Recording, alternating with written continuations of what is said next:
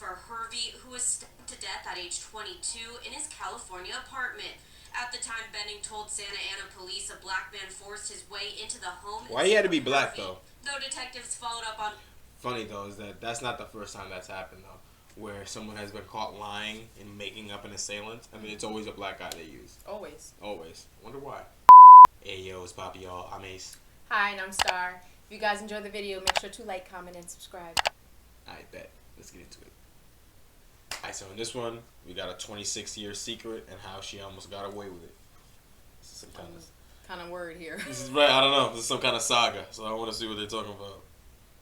Santa Ana, California, January 4th, 1996. About 3 a.m. in the morning, a 22-year-old young woman, Jade Benning, made a frantic call to 911. Jade told authorities she was sleeping and heard a lot of commotion. She got up to see that her boyfriend, Christopher Hervey, also 22 years old, was struggling to fight off an intruder. According to Jade, a young white woman, it was a black man who broke into their house, attempting to steal from the couple in the middle of the night while they both slept in the bed.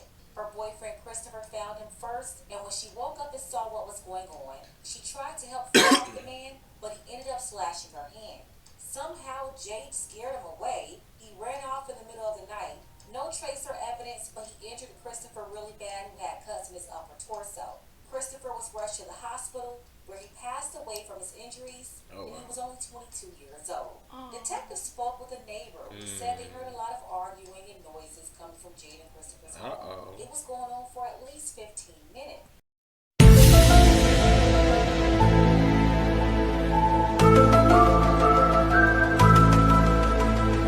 Now that sounds like arguing for at least 15 minutes before whatever. These are you weren't sleeping. That sounds like she murdered him and tried to put it on a random black guy.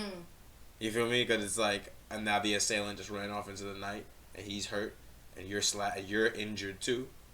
It's just like, so you tried to, you know what I mean? She's trying to say that her injury came from her trying to help him fight him off. No. But a lot of some cases like these, sometimes it's usually mistress or some guy on the side that she planned to have him killed. Could be that too. She could have been sleeping with that black man. Could be. Or maybe she just stabbed him.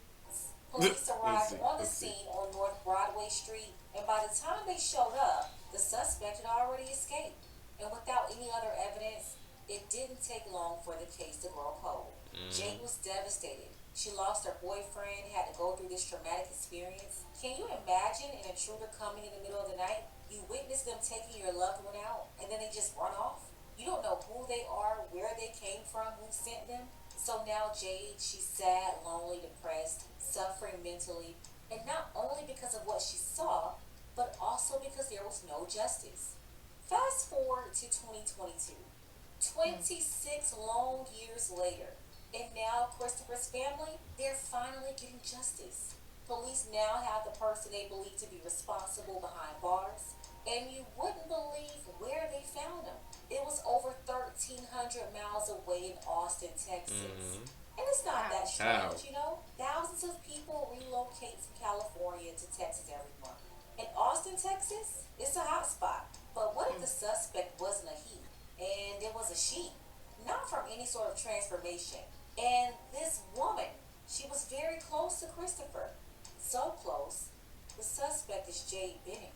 Take a second to make sure that you're subscribed to the channel. Click the notification bell. We knew it was you. From 1996, Jade was trying her best to heal and move on from the situation that happened with her boyfriend Christopher. She moved around California, Arleta, Santa Ana, Huntington Beach, before leaving the state altogether in 2001 at the age of 27 years old. Jade relocated to Las Vegas, and by that time it had been 5 years since Christopher passed away. She needed a new city, a new state, a new outlook on life, and wanted to leave her past behind her.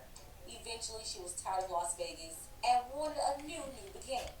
This time, she had her eyes on Texas, so Jade picked up and moved down south to Austin, Texas. She eventually purchased a home in Austin, and she had a small vintage clothing business. A lot of her items sold on Etsy. Jade loved America, leather, and rock and roll. And that's what she highlighted on her shop, and she often used President Trump's name to promote discounts. Do me a favor, please. Get out of here. Get out of here, man. In January 2020, around the 24th anniversary of Christopher's passing, Santa Ana police received some information that turned the case from ice cold to blazing. It was an anonymous letter telling them that Jade lied. She lied about everything that she told them about what happened that night, January 4th, 1996. According to that letter, it was Jade herself who slashed her ex. And the black man that she told the authorities about, well, he was just a part of her imagination. Gotcha, bitch. Detectives reopened the case and went to work. They put So together who's all this their anonymous evidence, letter and then person? they paid a visit to Miss Jade that was 26 years overdue. Tonight we begin with a cold case out of California. 26 years after her boyfriend was found stabbed to death. 48-year-old Jade Benning. Yeah, they gotta bleep that out. And it happened right here in Austin. CBS Austin's Lindsay Regis joins us live tonight. Lindsay, you spoke with the U.S. Marshal Service tonight who made that arrest. Yeah, well, we found out this is where the arrest happened near Benning's home right behind me. She was arrested on May 3rd during a traffic stop. I believe it had gone cold for so long. I didn't feel like she probably had any concern to think that she was the individual wanted for this homicide. U.S. Yeah, Marshals even though you- arrested but you did that. 48-year-old Jade And Benning we'll find last out. Tuesday for the murder of Christopher Hervey, who was stabbed to death at age 22 in his California apartment. At the time, Benning told Santa Ana police a black man forced his way into the home. Why he had to be of black, Hervey. though? Though detectives followed up on Funny though is that that's not the first time that's happened though, where someone has been caught lying and making up an assailant. I mean, it's always a black guy they use. Always. Always. Wonder why. leads, the case went cold until an anonymous letter was sent to the Santa Ana Police Department 2 years ago implicating Benning's involvement with the murder. The investigation into Benning also turned up forensic evidence linking her to the crime. The backstory to where the Forensic Most evidence, Fugitive huh. Task Force got involved was back probably about 2 years ago. Our task force officers there in California reached out to our task force here because they knew that we had ties with the Austin Police Department because we have task force officers from the Austin Police Department. Establishing that communication became key to closing the investigation as far as obtaining the warrant. What we know is that we had a warrant for a murder, and our job was to go execute that warrant. Yeah, but here in what? Austin. Where's your Deputy evidence? U.S. That's what I Marshal wanna know. Brandon Fila says members of the Lone Star Fugitive Task Force conducted surveillance before making contact with Benning. During surveillance, we were able to identify a female that fit the physical description of Jade Benning. Followed that vehicle for quite some time. Yeah, we don't care about that, went bro. into a school parking lot. You place caught her. Austin. Congratulations. So it's been 26 years since the death of Christopher. What do you have to say to his family who, wants closure? Yeah, I believe this is the beginning of justice for those victims. A bond hearing has not been set. Now, we reached out to her lawyer for comment, but have yet to hear Of course back. Reporting live, Lindsay Regis, CBS Austin News. Karens back in those days can make up any story about a black man. Just like Jade, she was able to stay out of jail for 26 years. She allegedly committed this crime at 22 years old, and now she's 48 years old. Authorities are not releasing any details in this case. They want a W. They want to hold Jade I see. accountable by convicting So they're not her. telling So all us evidence they the have, theory. they won't be disclosing it to the media. Jade is a Karen and a Cruella all at the same time. She Nah. took her boyfriend out. But for them to go after you after that long, yeah, it's 100% sure that they got They a lot. have They have something. They have a lot. Because they don't just open cold cases for no fucking reason. Just Right. like, oh, we'll get this person. We're gonna go all the way to Texas to get you.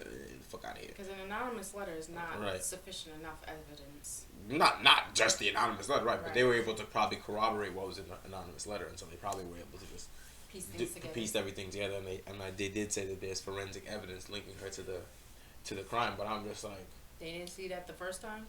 I mean, it's 1996. DNA was trash back then. Yeah. If they even had it where they were. But it just doesn't make sense to me because it's just like she's claiming that there's an intruder. There's no. It's clear she made up the intruder. There's no presence of an intruder. She guess faked it. Like. She faked it. She stabbed him, then cut herself, then dirtied up the apartment and made it look like an intruder was there, then called the police. Yeah, I guess. Simple as that. Yeah. Alright. But I mean, I I don't know why she let him. She's a bad murderer too, because he could have survived and then told her. He could have survived. You know what I mean? Like, cause they say he made it all the way to the hospital. It's like, I don't know, you can't even kill people good. Yeah, you can't even murder people good. Fucking bum. Anyway, that's it for this one. I'll holla at you.